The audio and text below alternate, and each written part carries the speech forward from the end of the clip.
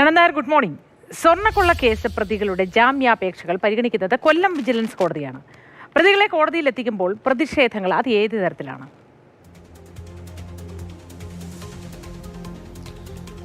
Good morning. വലിയ രീതിയിലുള്ള പ്രതിഷേധങ്ങളാണ് ഓരോ ദിവസവും ഉണ്ടായിട്ടുള്ളത്. കൊല്ലം ജില്ല ഈ കേസുമായി ബന്ധപ്പെടുന്നത് റാന്നി കോടതിയിലായിരുന്നു ഈ കേസ് പരിഗണിച്ചത്. അഴിമതി നിരോധന നിയമം കൂടി ഈ വകുപ്പ് ഈ പ്രതികൾക്ക് മേൽ ചുമത്തിയോടുകൂടിയാണ് സ്വർണ്ണക്കൊള്ളയുടെ കേസുകളെല്ലാം തന്നെ വിജിലൻസ് കോടതിയായിട്ടുള്ള കൊല്ലം കോടതിയിൽ പരിഗണിക്കാൻ തുടങ്ങിയത്. എ പത്മകുമാറിനെ കൊണ്ടുവന്നപ്പോഴായാലും എൻ വാസുവിനെ കൊണ്ടുവന്നപ്പോഴായാലും ഉണ്ണികൃഷ്ണൻപോറ്റി അടക്കമുള്ള മറ്റ് പ്രതികളെ കൊണ്ടുവന്നപ്പോഴായാലും വലിയ രീതിയിലുള്ള പ്രതിഷേധം ഈ പ്രദേശങ്ങളിൽ ഉണ്ടായിട്ടുണ്ട്. ഇന്നും പത്മകുമാറിൻ്റെ ജാമ്യാപേക്ഷ കോടതിയിൽ നിൽക്കുന്നുണ്ട്. പക്ഷേ ജാമ്യാപേക്ഷയിൽ എന്നൊരു തീരുമാനം ഉണ്ടാകാൻ സാധ്യതയില്ല.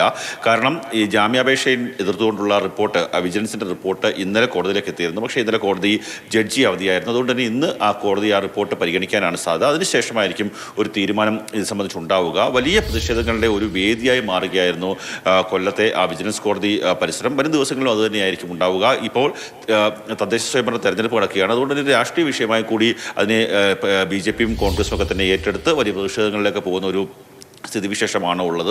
ഇവിടെ നിന്ന് പല ആൾക്കാരും, എൻ വാസുവായാലും ഉണ്ണികൃഷ്ണൻപോറ്റി ആയാലും മുരാരി ബാബു ആയാലും അങ്ങനെയുള്ള ആൾക്കാരൊക്കെ തന്നെ വിജിലൻസ് കോടതിയിൽ ജാമ്യാപേക്ഷ നൽകിയിട്ടുണ്ട്.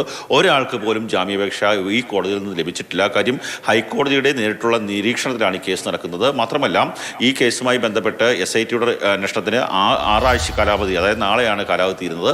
അതിൻ്റെ റിപ്പോർട്ട് കൂടി കിട്ടിയ ശേഷമായിരിക്കും ഒരു തുടർ നടപടികളിലേക്കൊക്കെ തന്നെ പോകുക. എന്ത് തന്നെയായും അയ്യപ്പൻ്റെ സ്വർണം കട്ട ആൾക്കാർക്കെതിരെ വലിയ പ്രതിഷേധം തന്നെയാണ് കൊല്ലത്ത് അരങ്ങേറുന്നത്. ഇതുമായി ബന്ധപ്പെട്ട് പലതരത്തിലുള്ള പ്രതിഷേധങ്ങൾ, അതുപോലെ തന്നെ ആരോപണങ്ങൾ, പ്രത്യാരോപണങ്ങളൊക്കെ തന്നെ ഉണ്ടാവുകയും ചെയ്തിട്ടുണ്ട്. ഇതിൽ പ്രതിരോധത്തിലായിരിക്കുന്ന എൻ പത്മകുമാർ ഈ കേസുമായി ബന്ധപ്പെട്ട് അറസ്റ്റിലായതോടുകൂടി ഏറ്റവും കൂടുതൽ പ്രതിരോധത്തിലായത് CPM ആണ്. പ്രത്യേകിച്ച് ഇടതുപക്ഷ പാർട്ടികളാണ്. ഇടതുപക്ഷ പാർട്ടികൾ ഇപ്പോൾ തെരഞ്ഞെടുപ്പ് നടക്കുന്നതുകൊണ്ട് തന്നെ വലിയ രീതിയിൽ ഈ പുറമേയുള്ള പ്രതിഷേധത്തിന് പുറമെ ഓരോ വീടുകളിലും കയറിയിറങ്ങി പ്രതിപക്ഷ സംഘടനകൾ, പ്രതിപക്ഷ രാഷ്ട്രീയ പാർട്ടികളൊക്കെ തന്നെ ഈ കാര്യങ്ങളൊക്കെ തന്നെ പറയുന്നുണ്ട്. അതായത് തെരഞ്ഞെടുപ്പിലും ഇതൊരു വലിയ വിഷയമായി തന്നെ മാറുന്നു. കൊല്ലത്ത് വലിയ രീതിയിൽ പ്രതിഷേധങ്ങൾ തന്നെയാണ് ഓരോ ആൾക്കാരെയും കൊണ്ടുവരുന്ന സമയത്ത് ഉണ്ടാകാറുള്ളത്.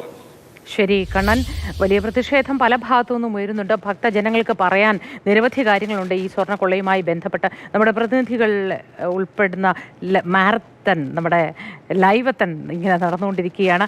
എല്ലാ വിവരങ്ങളും വളരെ കൃത്യമായി ഒട്ടും ചോരാതെ നമ്മുടെ പ്രതിനിധികൾ തുടക്കം മുതൽ ഈ വാർത്തകളുമായി ബന്ധപ്പെട്ട പ്രേക്ഷകരിലേക്ക് എത്തിക്കുന്നുണ്ട്. അതിൻ്റെ ഭാഗമായി തന്നെയാണ് ഈ ലൈവത്തൺ. അപ്പോൾ ഈ പ്രേക്ഷകർക്ക് പറയാനുള്ളത്, ഭക്തജനങ്ങൾക്ക് പറയാനുള്ളത് എന്ത് എന്ന് കൂടി നമുക്ക് നോക്കാനുണ്ട് അല്ലേ?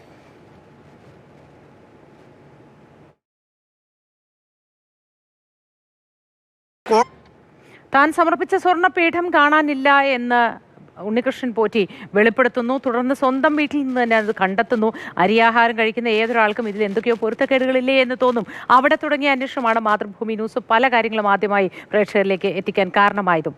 നമുക്കിനി അഭിലാൽ കൂടി ചേരുന്നുണ്ട് ഒപ്പം. Abhilal, good morning. A Padmakumar സ്വർണ്ണക്കൊള്ള കേസിൽ പ്രതിയായത് പത്തനംതിട്ടയിലെ CPM നേതൃത്വത്തെ പ്രതിരോധത്തിലാക്കിയോ?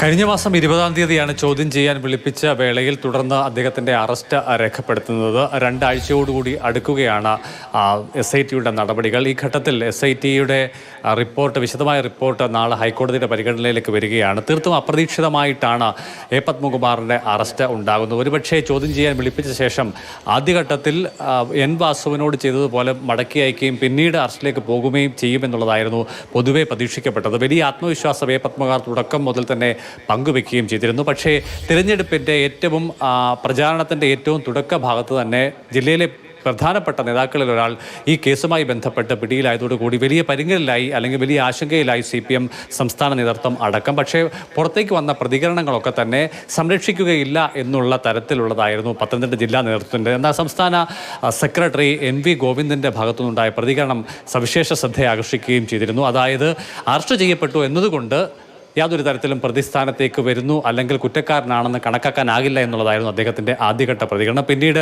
തിരഞ്ഞെടുപ്പുമായി ബന്ധപ്പെട്ട് വിപുലമായ നേതൃയോഗം പത്തനംതിട്ടയിൽ വിളിച്ചു ചേർക്കുകയും അതിൽ സംസ്ഥാന സെക്രട്ടറി തന്നെ പങ്കെടുക്കുകയും സംസ്ഥാന നേതൃത്വത്തിൻ്റെ ശബരിമലയുമായി ബന്ധപ്പെട്ട വിഷയത്തിലെ വിലയിരുത്തലും അതിൻ്റെ നിഗമനങ്ങൾ അടക്കമുള്ളവ അദ്ദേഹം ഈ കേസുമായി ബന്ധപ്പെട്ട കാര്യങ്ങൾ ഈ നേതൃയോഗത്തിൽ വിശദീകരിക്കുകയും ചെയ്തിരുന്നു. അതിൽ അദ്ദേഹം പറയുന്നു, ആദ്യഘട്ടത്തിൽ ഉണ്ടായിട്ടുള്ള അല്ലെങ്കിൽ പുറത്തു വന്നിട്ടുള്ള വിവരങ്ങൾ കണക്കിലെടുക്കുമ്പോൾ പത്മകുമാറിനെ പരിപൂർണമായി തള്ളിക്കളയാത്ത തരത്തിലുള്ള ഒരു നടപടിയിലേക്ക് പോവുകയാണ്. അതായത് ജില്ലാ കമ്മിറ്റി എന്നുള്ള നിലയിൽ അദ്ദേഹത്തിൻ്റെ സ്ഥാനം തുടരും.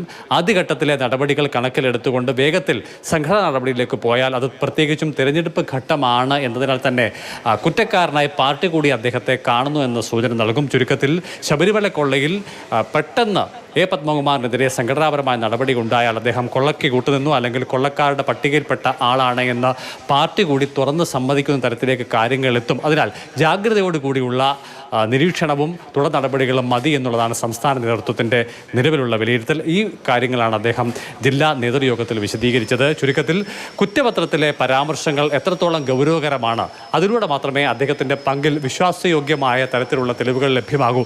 അതിനുശേഷം മാത്രം നടപടിയിലേക്ക് പോയാൽ മതി എന്നുള്ളതാണ് സംസ്ഥാന നേതൃത്വത്തിൻ്റെ നിലപാട്. അത് ജില്ലാ നേതൃയോഗത്തിൽ അദ്ദേഹം വിശദീകരിച്ചു. മാത്രമല്ല, ഇപ്പോൾ SIT സ്വീകരിച്ചിരിക്കുന്ന നടപടികളെല്ലാം തന്നെ ഇടത് സർക്കാരിൻ്റെ താല്പര്യപ്രകാരമുള്ളതാണ് എന്ന് താഴേക്കിടയിലും അതോടൊപ്പം തന്നെ തിരഞ്ഞെടുപ്പ് വേദികളിലും പ്രചാരണ ഘട്ടങ്ങളിലും ഒക്കെ തന്നെ വിശദീകരിക്കാൻ എത്രയൊക്കെ അങ്ങനെ ഒരു വിശദീകരണം നടത്തിയാലും യഥാർത്ഥത്തിൽ ഈ കൊള്ളയിൽ ഉൾപ്പെട്ടിട്ടുണ്ട് എങ്കിൽ ഉള്ളിലാവുക തന്നെ ചെയ്യും. നിയമ നടപടികൾ സ്വീകരിച്ച് തന്നെ മുന്നോട്ട് പോയേ മതിയാകൂ.